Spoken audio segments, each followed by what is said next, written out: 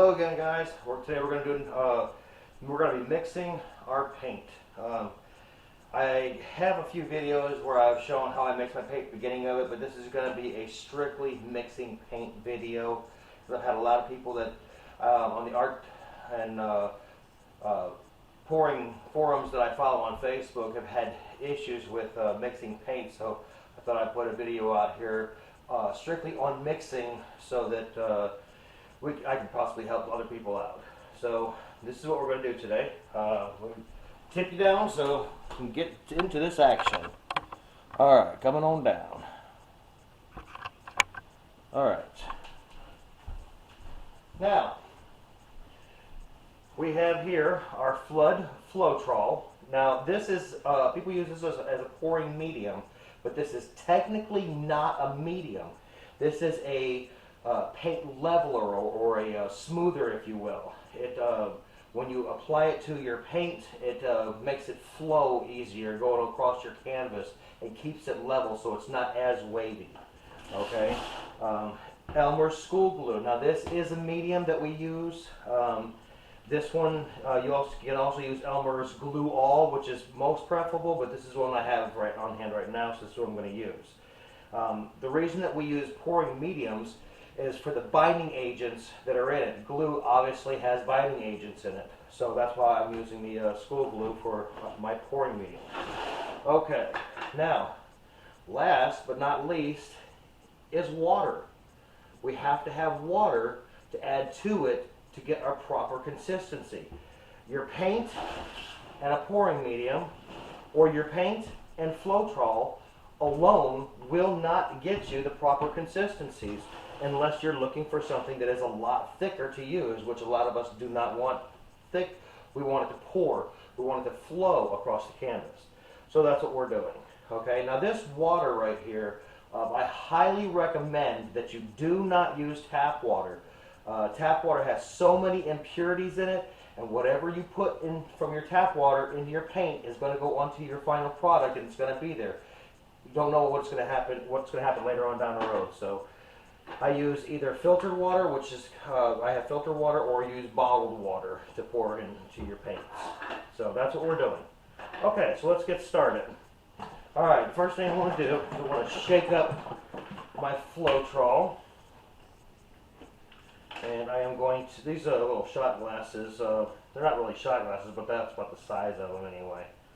I'm going to add a 50-50 ratio on my Floetrol to my glue, so that I'm going to put that in the cup. Okay. Let's cap that up so we don't have any accidents. Set that off to the side. Because while some accidents on your canvas are okay, if you start spilling Floetrol all over the place, that's an accident that is not okay. Alright.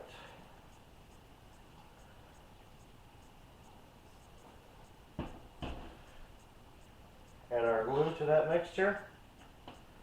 Again, cap it up. Get it out of my workspace. Alright. Now, I'm going to take those and I'm going to mix them together.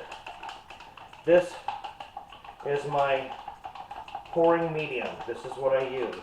Floetrol and glue together. It is a thicker consistency. I do not add water to it because when you add water, it starts to break it down. You see, it is thick. It's not sinking back down in there. It's creating a little mound. It is thick. Okay? Now when I make my pouring mediums, I do it on a grander scale, obviously, so I don't have to mix it every single time like this. And I will have a gallon of my pouring medium that I can use and I can pour into my cups to make it a little faster for me. But like I said, it's 50-50. That's what I'm doing here. 50% Floetrol, 50% school glue. Okay? Now, I'm using... I'm going to do a Dutch pour in here in a little bit in my next video, but this is what I'm using for my base color. This is Liquitex, and it is called Neutral Gray. So I'm going to add a little bit of this.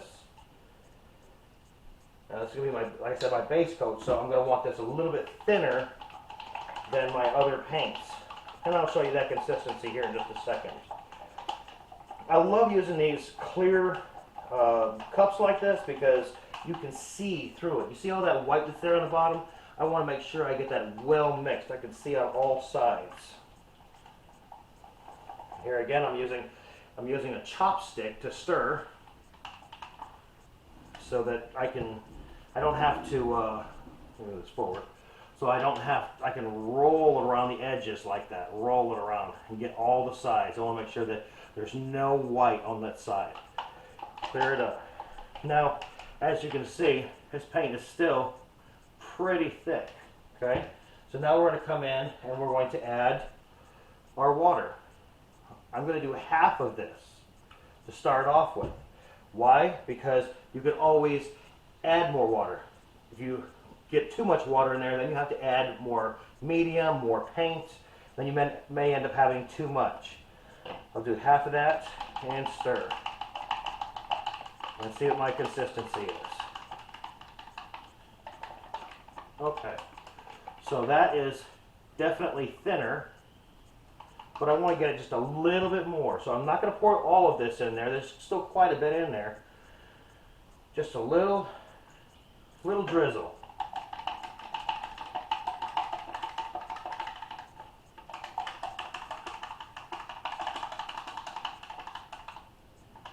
All right, look at there. See that consistency? How it's just falling right into the paint. It doesn't really leave a mound. It's just going right in as soon as it hits the paint. That's what we're looking for. That's the consistency of our base coat. Now our other paints, our other colors that are on top are going to be just a hair thicker than this, but not by much for a Dutch pour. If you're doing other kinds of pours, like your tree ring or something like that, you can make it a little bit thicker so that they kind of stay together a little bit more and they don't flow as much as they're spreading out. But this is really close to the consistency of paint that you want to achieve when you're mixing your paints. Like I said, you can vary it a little more, maybe a little less, but I wouldn't go too much. So there you go. That is mixing our acrylic paints for acrylic pours. Thank you for your time. Enjoyed talking with you. Pour on. We'll see you on the next video.